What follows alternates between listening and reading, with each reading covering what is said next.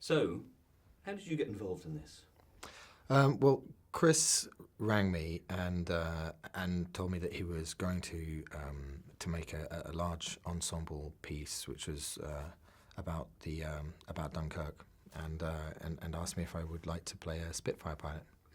What he clearly didn't tell you at this point is that ensemble applied to everybody else in the film. So tell me about who you're playing and what we see of you in the film.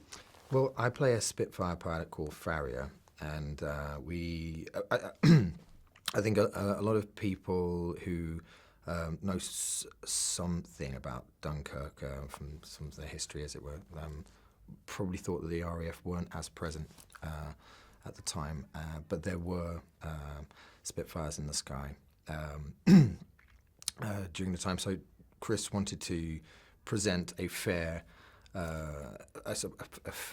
representation of the RAF during the time. So I am part of a very small squadron of Spitfires that I don't know if it's a squadron actually, a group of Spitfires that come and provide air support. One of the people who was probably saying, "Where is the bloody RAF?" all those years ago may, I gather, have been your grandfather. He was a veteran of the Second World War. I believe he was at Dunkirk actually. But he's not around to ask again. He was in Durham Light Infantry in Seaforth Highlanders for the full war, and then demobbed 6 years afterwards. I remember him telling me stories. Yeah. Does that add a little extra flavour to the whole experience? Whether or not my grandfather was actually at Dunkirk or not, my grandfather used to regale stories often because I would ask him about the war, and yes, it influenced me greatly as a young boy.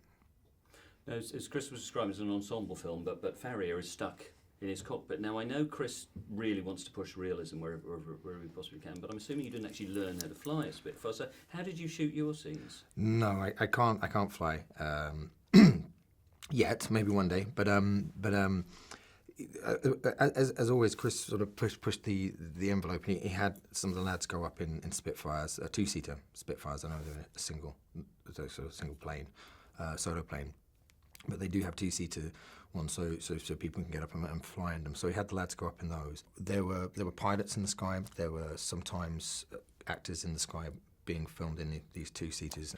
We've just spent the last couple of days up at Duxford with Chris and some of the other cast, and one of the things I now know about Spitfires is they're bloody small. Yeah, is it snug? And it's it's very snug actually, and it's a bit like a Triumph motorbike in the way that it rattles, and it's an old bit of engineering which is really beautiful, and you can guttural sounding the piece of machinery.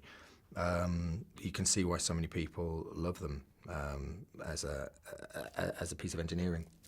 They are cramped. You've got to really love them, I suppose, to go up in them. And as for a working space, it is very tight. It's like sitting in your bedside cabinet, really, for a few hours in a sheepskin and a pair of boots. But it's all good fun. With 40 people looking at you and an IMAX camera squeezed in. It's a lot better than flying them in the wall. It's an extraordinary film in many ways, and one of the most extraordinary things about it is, rather like we've seen you do in Locke, it's just you, and particularly with the RAF section, over the RAF, the mask over your face. I mean, that's complicated acting, isn't it, to carry the emotion of it? Not really. I think because it's so pragmatic and straightforward, it's the I think what Chris has captured, certainly with the RAF part that I was involved with, was a very pragmatic radio comms dispatch to and from different pilots, which also pilots tend to be incredibly articulate and sort of almost monotone, don't they? A bit like Locke was actually quite as well, where you can hear them very clearly, but when you look at them, they don't seem to be doing much. In many ways, it's quite an interesting environment for acting to observe and reflect a pilot. And it's almost like a surgeon. They just do something. They tell you what's going on, and they're very clear. And then what they're doing is obviously moving at great speed. And I think therein lies the drama, if there is any, to not milk. Do you know what I mean? To not try to impose a character on something. So whether there's a mask or a hat and a big jacket and the Spitfire is actually, that's what's presented. That's the role. Is the Spitfire is the character really, and Farrier is the pilot of that, and represents obviously symbolic of the RAF and the British spirit, as it were. But it's sort of almost no acting required in that aspect, but more of a doing. We started with Christopher Nolan. Let's finish with him again, because now three movies in, have you seen him change? How has that relationship for you as actor and director developed and matured? To be honest, Chris Nolan is just Chris, and he moves. I wonder if, I mean, assuming that he's human, right, he'll get better with everything he does and learn and experience and look back and, you know, debrief and move forward and engage and challenge himself and do, you know, new and innovative stuff, which is what, from the outside looking in, is for me, I can see that he is. I certainly project that upon him. But there's an essence of just don't ask him anything. He's obviously on his journey to where he's going as a practitioner, and he's brilliant. So nothing has changed in my relationship towards him. Still huge respect, and if he says he's going to do something, I believe it. And if he asks me to be part of that, then it's really, you know, how can I help?